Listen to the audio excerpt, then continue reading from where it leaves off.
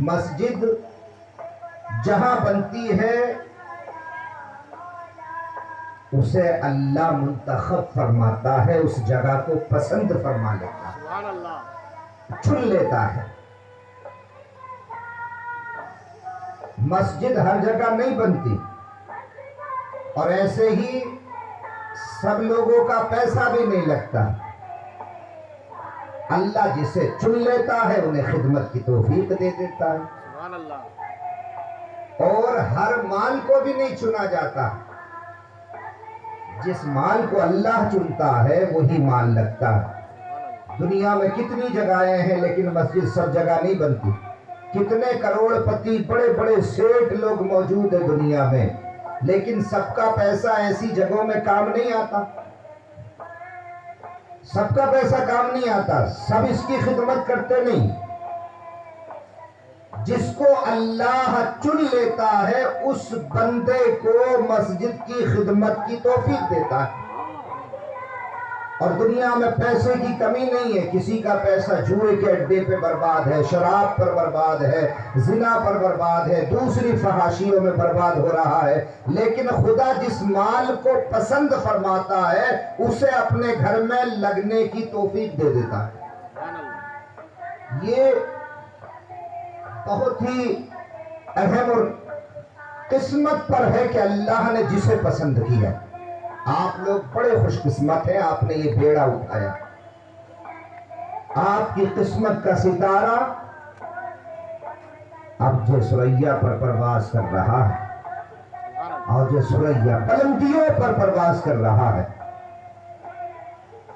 اور پھر خدائے پاک نے بھی فرمایا کہ اللہ کا گھر وہی تعمیر کرتے ہیں جو اللہ پر اور آخرت کے دن پر یقین رکھتے، ایمان رکھتے۔ تو اللہ تبارک و تعالیٰ بھی تعریف فرما رہا ہے۔ اچھا، کسی کا قبضہ کتنا ہے، کسی کا قبضہ کتنا ہے، یہ ضروری نہیں ہے کہ زیادہ مال ہوگا تبھی لگے گا صاحب ہم پہ اتنا نہیں ہے، غریب ہیں ہم۔ نہیں، اصل میں غریب کون ہوتا ہے؟ غریب وہ نہیں ہوتا جس کی جیب میں پیسہ نہیں ہے۔ غریب وہ ہوتا ہے کہ جس کا دل غریب ہو اور جسے اللہ کی راہ میں خرچ کرنے کی توفیق نہ ہو، اصل میں وہ غریب ہوتا ہے، چاہے وہ کروڑ پتی ہو، اصل میں وہ غریب ہوتا ہے۔ ورنہ جیب میں جس کے پیسہ نہیں ہے زیادہ اس کو غریب نہیں کہتے۔ یہ اصول دنیا کے حساب سے ہے کہ بھئی ہم پہ پیسہ نہیں ہے تو ہم غریب نہیں، مگر حقیقت یہ ہے کہ اصل میں غریب وہ ہے جو اللہ کی راہ میں خرچ نہ کر سکے، کم ہو یا زیادہ ہو لیکن جذبہ ہو، جذبہ ہو خرچ کرنے کا۔ بادشاہ کی ایک حکایت ہے، ایک بادشاہ کی، بعض نے اس کو خلیفہ ہارون رشید کی بھی کہا ہے کہ خلیفہ ہارون رشید نے ایک بار نیت کی کہ آپ بڑے بڑے محل بناتے ہیں، ایک مسجد بھی شاندار بناؤں ایسی جو صدقہ جاریہ بن جائے، اور میرے لیے میں قبر میں بھی چلا جاؤں۔ محل بنتے ہیں، آباد ہوتے ہیں، اجڑ جاتے ہیں، اور حقیقت بھی ہے۔ آپ نہیں دیکھتے کہ اپنے ہندوستان میں دیکھ لیں، راجستھان کی طرف کو چلیں گے، بنگلور کی طرف کو، ادھر کو کرناٹک کو چلیں، کہاں کہاں جائیں گے، بڑے بڑے قلعے ملتے ہیں نا ہندوستان میں، آپ بھی جاتے ہیں، اجمیر شریف جاتے ہیں تو جب بھی دیکھتے ہیں وہ قلعے پہاڑوں پر بڑے بڑے شاندار، جہاں دن میں تو لوگ تھوڑا بہت دیکھتے ہیں، کچھ کمرے کچھ حال اس کے بند رہتے ہیں، اور رات کو کسی کو رکنے کی اجازت بھی نہیں ہوتی۔ وہ ایسے ہی نہیں تھے، کسی دور میں وہ ایسے بنے ہوئے تھے کہ لوگ وہاں کی زندگی پر رشک کرتے تھے۔ اتنی بہاریں، اتنی رونقیں ان میں رہتی تھی، تہ تہوں کا موسم، تمام طریقے کی اس میں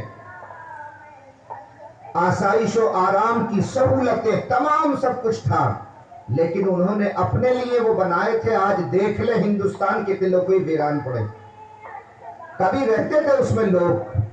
بادشاہ ہارون رشید نے بھی سوچا کہ یہ محل تو ایک دن ویران ہو جاتے ہیں، اللہ کا گھر بنائیں گے جو ہمیشہ آباد رہتا ہے، اور جب تک لوگ اس میں نمازیں پڑھتے رہیں گے ہارون رشید کا بھی کام ہوتا رہے گا۔ نیت یہ کی کہ اس میں خالص اپنا پیسہ لگاؤں گا، یہ ارادہ کر لیا کہ مالک میں اس میں صرف اور صرف اپنا لگاؤں گا، یہ میں اپنے لیے ایک خصوصی بنا رہا ہوں کہ میرے لیے ذریعہ نجات بن جائے۔ اس نے نیت کر لی، مسجد کا کام شروع ہوا۔ ابھی الحمدللہ کافی دیر سے ہمارے حضرت علامہ مولانا الحاج مولانا رفیق عالم صاحب قبلہ آپ کے سامنے بڑے تقریر اور بیان کے انداز میں تو نہیں تھے، لیکن بڑی جامع باتیں آپ کو بتا رہے تھے مختصر وقت میں، بلکہ الحمدللہ آخر میں اور مزید حضرت بتائیں گے آپ کو۔ ہمارے شہر مچھلی پٹنم کے ایک جید عالم دین ہیں، آپ ان کی بارگاہ میں آئیے اور مسجدوں کی عظمتیں پوچھیں کسی خالی وقت میں، کیونکہ وقت اتنی اجازت نہیں دیتا۔ تو خلیفہ ہارون رشید نے نیت کی، خلیفہ ہارون رشید نے جب یہ نیت کی، مسجد بننے لگی، تیار ہونے لگی، تو ایک لکڑہارے کو خواہش ہوئی۔ بات چل رہی تھی نا کہ غریب ہو یا امیر، اس سے مطلب نہیں ہے، کم ہو یا زیادہ ہو تعاون، اس سے مطلب نہیں ہے، اللہ سب کو عطا فرماتا ہے۔ تمہارے پاس تھوڑا ہے تو تھوڑا دے دو، حدیث پاک میں ہے، ترمذی شریف کی حدیث پاک ہے، آقا دو جہاں صلی اللہ علیہ وسلم فرماتے جس نے اللہ کی رضا کے لیے گھر بنایا، اللہ کا، صغیرن کانا او صغیرن او کبیرن، چاہے وہ چھوٹا ہو چاہے وہ بڑا ہو، اللہ کی رضا کے لیے بنائے۔ اچھا چھوٹے میں کتنا ہو؟ تو ایک حدیث ہے ابن ماجہ کی، اللہ کے رسول صلی اللہ علیہ وسلم نے فرمایا اللہ کی محبت میں اللہ کا گھر اگر کسی نے چڑیا کے گھونسلے کے برابر بھی بنایا، چڑیا کا گھونسلہ آشیانہ، حالانکہ اتنا گھر بنتا نہیں ہے، مسجد بنتی نہیں، لیکن اللہ کے گھر کی فضیلت، اس کے فضائل، اس کے اوصاف بیان کرتے ہوئے حضور نے مثال دی کہ اگر تم نے اتنا بھی بنایا اللہ کا گھر کے جتنے میں چڑیا گھونسلہ بناتی ہے، کہیں پہ رکھی ہے نہ جھاڑ میں، کہیں اتنا چھوٹا، اور اللہ کی رضا کے لیے تم نے اتنی بھی مسجد بنائی تو اللہ تعالیٰ تمہارے لیے جنت میں محل بنائے گا، جنت میں محل بنائے گا۔ بتائیے مسجد کی شان کیا ہے، اتنی سی بھی مسجد۔ اب آگے خلیفہ ہارون رشید مسجد بنانے لگے، بن رہی ہے، ایک لکڑہارا آیا خلیفہ سے ملا، حضور مجھے ملاقات کرنی ہے، تو کیسے نہ کیسے کر کے اس نے ملاقات کی خلیفہ ہارون رشید سے، جا کر کے سامنے کھڑا ہوا، سلام پیش کیا، بادشاہ نے کہا بتاؤ کیا بات ہے؟ کہا کہ مسجد بنا رہے نا آپ؟ کہ ہاں بنا رہا ہوں۔ بولو کہ میں چاہتا ہوں 2-3 اینٹیں میری بھی لگ جائیں، میں ویسے تو اتنا پیسے والا نہیں ہوں لیکن 2-3 اینٹیں لگ جائیں میری۔ تو خلیفہ نے کہا میرے بھائی سر آنکھوں پر، تیرا حوصلہ، تیری سخاوت، تیرا جذبہ میں قدر کرتا ہوں، مگر پیارے مجھے معاف کر دے کہ میں نے یہ نیت کی ہے کہ ایک مسجد تو ایسی بناؤں گا جس میں صرف اکیلا میں ہی بناؤں اور دوسرے کا حصہ نہ ہو، باقی جب دوسری مسجدیں بناؤں گا اس میں شامل ہو جانا۔ اب وہ تھوڑا اداس ہوا اور واپس چلا آیا، کئی دن تک وہ پریشان رہا، لکڑہارا لکڑیاں بیچتا تھا۔ اب اسے ایک ترکیب سوجھی،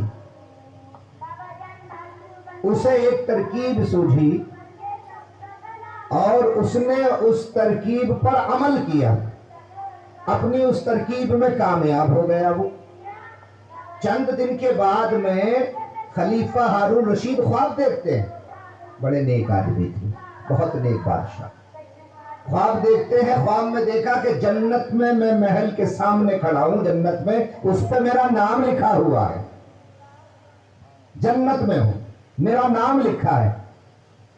اور ایک دم جب چہرہ ادھر کو کیا تو دیکھا سامنے والے محل پر کسی اور کا نام لکھا ہوا۔ تو فرشتوں سے پوچھا، وہاں دربان سے پوچھا ان سے کہ یہ کس کا محل ہے؟ کہ یہ تمہارا محل ہے۔ کہ یہ کس واسطے؟ کہ اللہ نے تمہیں مسجد بنانے کی برکت سے کیا ہے، عطا فرمایا ہے اس کے صدقے۔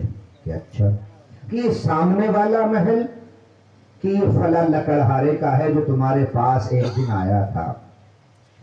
کہا پھر اس نے بھی مسجد بنائی؟ تو جب بتایا گیا کہ نہیں اس نے اکیلے تو مسجد نہیں بنائی، لیکن جب تم نے بھیج دیا اس کو واپس تو کئی دن پریشان رہا وہ، اور کئی دن کے بعد اس نے ایک ترکیب دماغ میں اس کے آئی، اس نے اس کو عمل میں لایا ہو، اور اس نے ایک کام کیا کہ جہاں مسجد بن رہی تھی ادھر سے اپنی لکڑیاں اٹھا کر کے اپنے گھر سے جہاں سے چلا جنگل سے، ان لکڑیوں کے درمیان میں ایک یا دو یا تین جو بھی تھی وہ اینٹیں اس نے لکڑیوں کے اندر باندھ لی ہلکے سے، اور ادھر سے گزرا جدھر مسجد بن رہی تھی، اور وہاں جا کر کے جہاں مسجد کی اینٹیں پڑی تھی وہاں جا کر کے وہ ٹھوکر کھا کے گر گیا. جان کر کے اس نے ٹھوکر ماری اور لکڑیاں گر گئی. کہہ رہے یہ کیا ہوا؟ اتنے میں وہ پبلک آتی، اتنے میں وہ کام والے آتے جو وہاں مسجد میں کام کر رہے تھے. اس نے لکڑی اٹھانے کے بہانے سے ہاتھ سے وہ نکال کر جو بھی دو تین اینٹیں تھی اس کی، اس نے وہاں اینٹوں میں اپنی اینٹیں بھی ملا ڈالی جہاں اینٹوں کا ڈھیر پڑا ہوا تھا. اس نے ملا دی. تو اللہ رب العزت کو اس کی ادا اتنی پسند آئی کہ میرا گھر بنانے میں اسے کتنی جستجو ہے، کتنا پیار ہے، کتنی محبت ہے کہ اللہ تعالیٰ نے اے خلیفہ اس کو جنت کا محل عطا کیا ہے، اور اس کی اداؤں اور اس کے جذبے کی برکت سے اللہ نے تجھے بھی عطا کیا. تو یہ مسجد بنانے کی محبت انسان کو کس مقام پر پہنچاتی ہے.